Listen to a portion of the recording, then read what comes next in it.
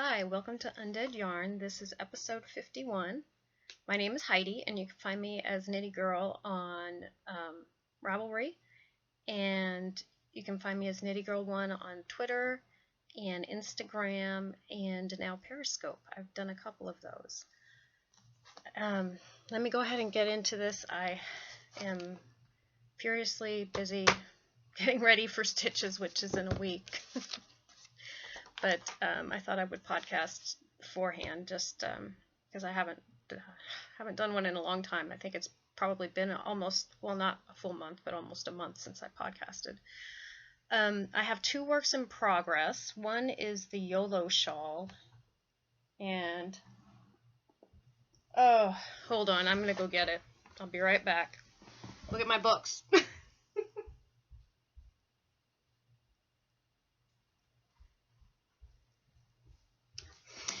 Okay, I thought I had everything organized, but maybe not.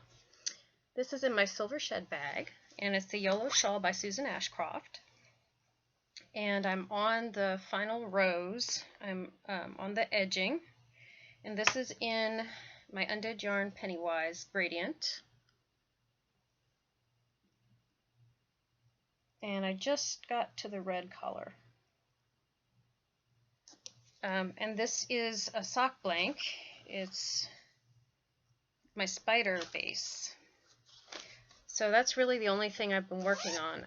I did finish the shawl that I was working on for Susan B. Anderson's class, the shawl design, but I haven't blocked it. I have to fix it and block it, so I'll show that probably after stitches. I haven't finished getting it completely all pretty and everything, so I'll do that next time, I guess. I don't have a whole lot to talk about as far as week in review, but let me do real quickly. No spinning. I don't have any spinning, but I did sign up for Spinzilla, and I signed up through my local yarn shop, which is the Happy U, and I think it's called the Happy U Funky Fibers.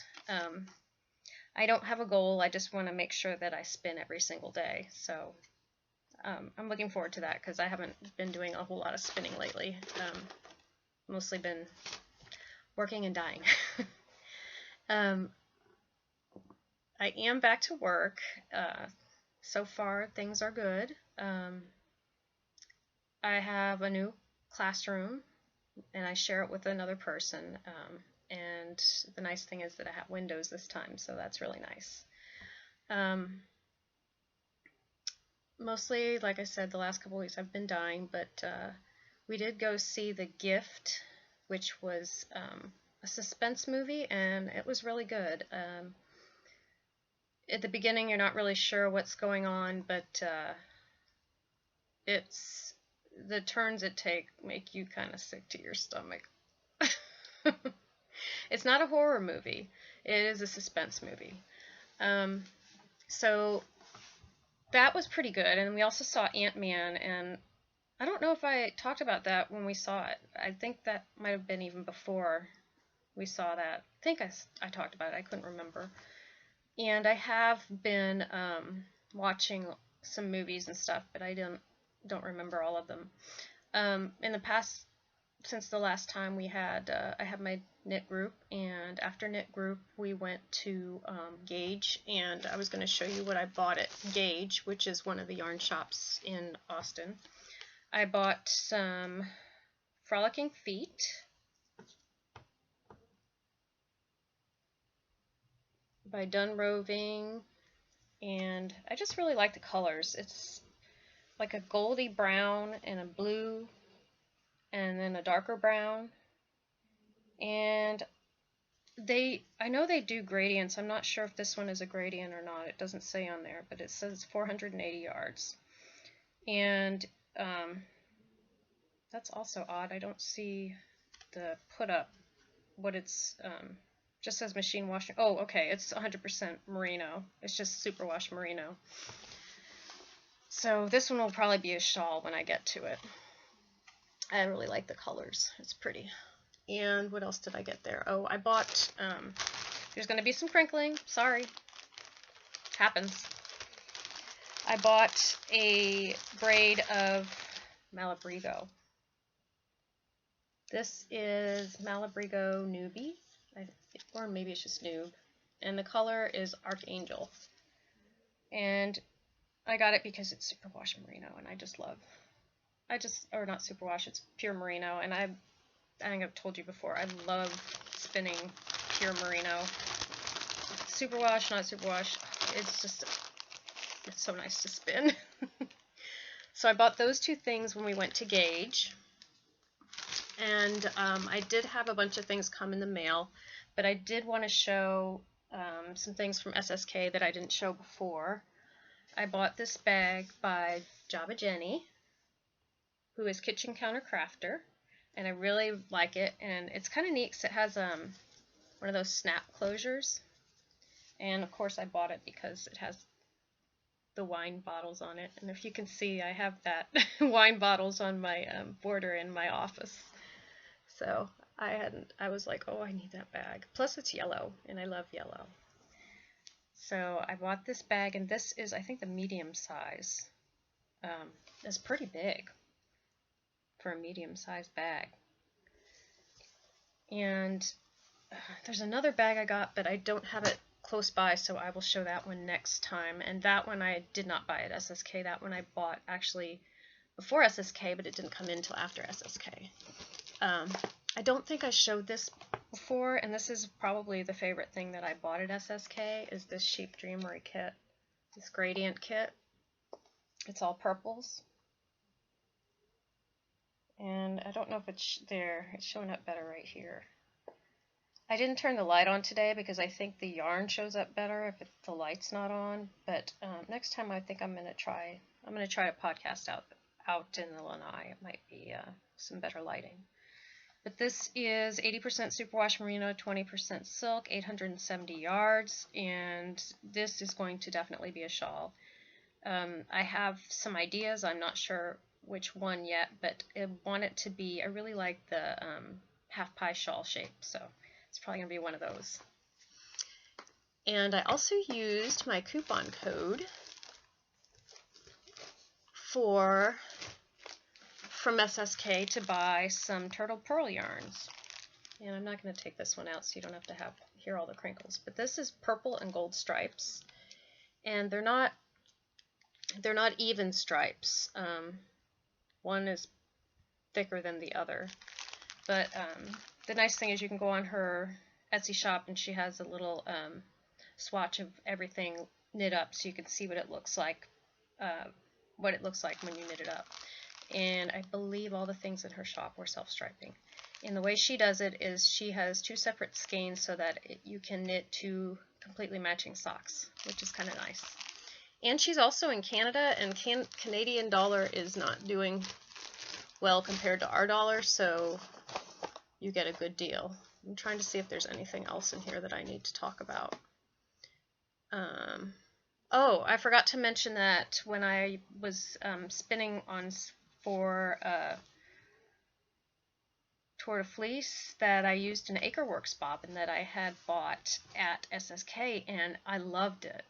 I want to get another one now. It spins so quiet. It isn't at all like the wooden bobbins. It's very smooth and quick, and very, very quiet, which was wonderful. Let's see. I also, for reading, I finished listening to The Bone Man's Daughter by Ted Dekker. That was really good. It was very creepy, and if you like mysteries, I would say that's like a crime mystery novel.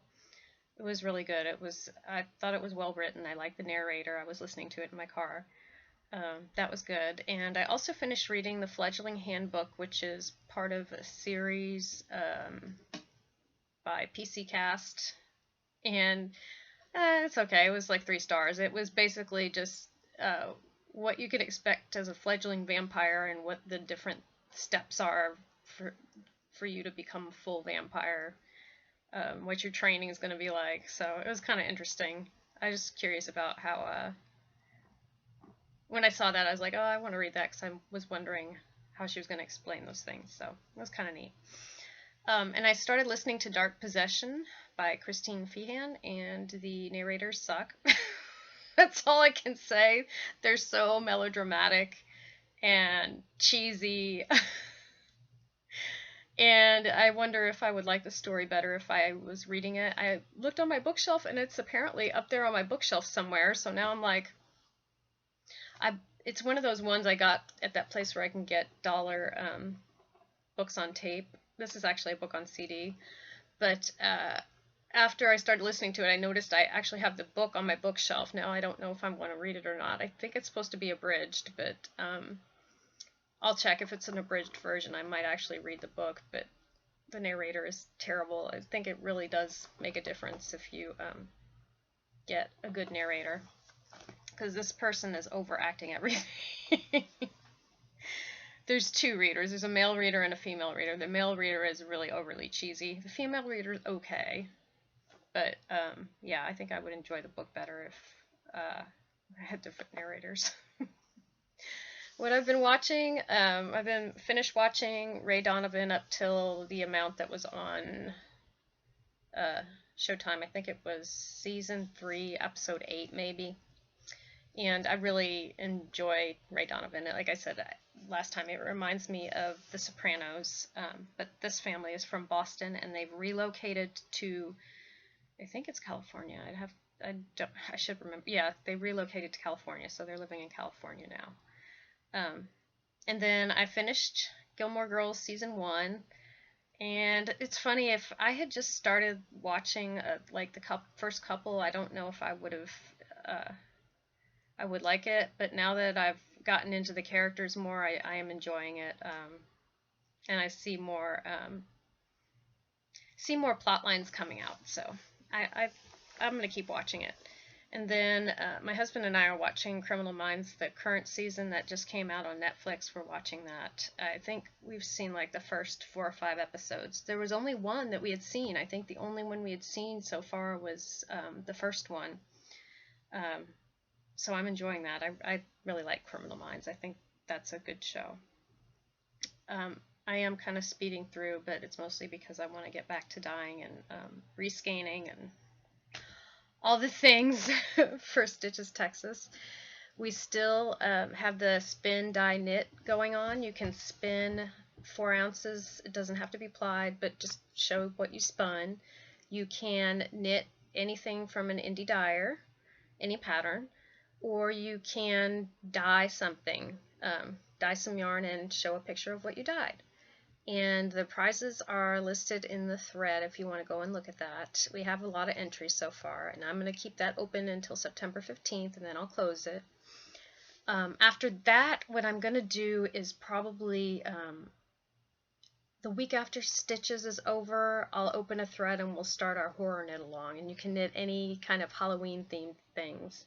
And I might open that up to even sewing, because it's kind of fun to see what people are doing and everything. So, you know, as usual, I will allow knitted items, crocheted items, and I guess I'll allow sewing items too. I haven't decided on the prizes for that yet, so we'll talk about that more next time. But that will start the week after Stitches is over, and hopefully I will be able to podcast then too, so then I can give y'all more information about the knit along. And the last thing I wanted to do is just show you guys some samples of what I'm going to have at Stitches. I'm not really going to show you the yarns, but I'll show you some of the samples I plan to have at the shop. I will have several double sock blanks of the Mike and Sully colorway, which goes from a gradient stripe from dark green to light green. Actually, it goes this way. On this, I started up here. It's a purple stripe, and it goes from light blue to dark blue, and then to light green, and to dark green. And the purple stripes are random throughout. And I will have double sock blanks of this. So this is just 1/2. Can you imagine? I can't imagine anybody needing anything that long. Now, granted, I didn't do any shaping. It's just a sample, but this is only half. So you could have matching socks. I don't know who would need that much yardage, but wow. I guess if somebody had a really big foot. So I will have this. This is the Mike and Sully colorway. And then I will have some Pennywise variegated. And that's what this one looks like knit up. And I will have my new Monster High colorway. I have some of that. It's a self-striping variegated pink and speckles, and then a tonal gray. So that's what it looks like up close. And my last thing I wanted to show you guys, I think I've probably shown these before, but I will have matching blanks, so you can double sock blanks, so you can knit some matching socks. And this one is some of them are going to be regular gradient. This is a decaying gradient, and I don't know if I talked about this last year, but I've actually knit these last year, the first time I had dyed it. I let some of the colors splash into the other sections. So I will have sock blanks, double sock blanks of this, so you can make matching socks. So those are just some examples of stuff I'm going to have at Stitches, Texas. I hope those of you that will be there will come and say hello if you watch the podcast. I'd love to meet listeners. And I'm really excited about it. It's going to be my second show. And I look forward to meeting you guys and talking to people, and I hope to see you there. Anyway, I'm going to go now. I've got, it's not very long, but that's okay. I have a lot of things I need to get ready, so I will see you guys in a couple of weeks. And until then, get busy knitting or get busy dyeing.